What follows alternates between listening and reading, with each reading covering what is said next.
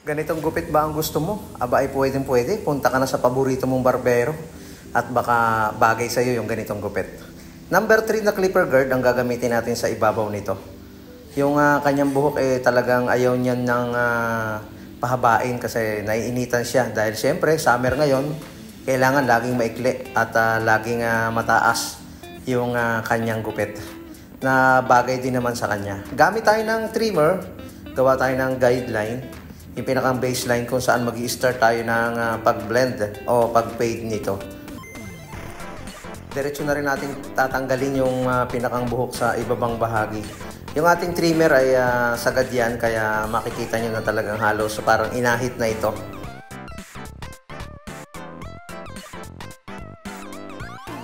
Number 3 sa ibabaw.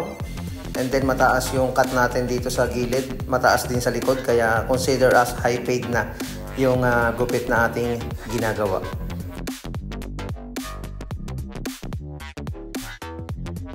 Gamit tayo ng number 1 na clipper guard. Straight yung pagbawas. Kapag tayo baguhang barbero, dapat dahan-dahan lang yung pagbawas na gagawin natin. Magaan yung hawak sa clipper. And then yung paghagod ay siyempre dapat smooth na smooth lamang ito. Gamit tayo ng 0.5. Malapit na malapit dito sa guideline o mismong focus tayo sa may guideline, and then taas lang natin ng konti. Same motion ng konti para hindi mapersa yung pag-blend nito.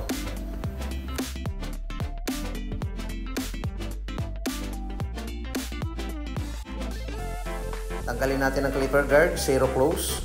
Taas natin ang adjuster, focus tayo sa mismong guideline. Yung mga ganitong klase ng gupit ay hindi naman masyadong mahirap yan dahil siyempre nga mataas. Ang pag-estimate ng paggugupit ay hindi na tayo mahihirapan dito. Ang ating lang gagawin, mag-iingat lang tayo sa paghagod. At siyempre, dapat kontrolado natin ang ating clipper. Yung ating kamay magaan lang siyempre. Yun nga yung ulit-ulit yung sinasabi. Para maging mas maayos yung gupit mo, magaan ang hawak sa clipper.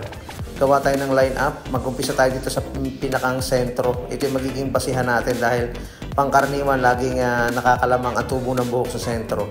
Tapos yung kabilang side niya, yun yung unang nawawala ng buhok o mas numinipis. And then overcomb, tanggalin natin yung mga sobrang buhok dito.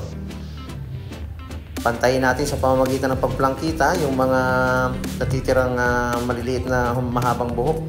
And then gamit tayo ng shaver para mas makinis ang gilid nito, maging bald fade or skin fade ang pinakang gilid nito. Sabi ng iba, pwede rin natin itong tawagin na white side wall. O, di ba? Okay na ang kanyang gupit, malinis tingnan, summer look, hindi mainit, at less maintenance. Maraming salamat mga kabarberos.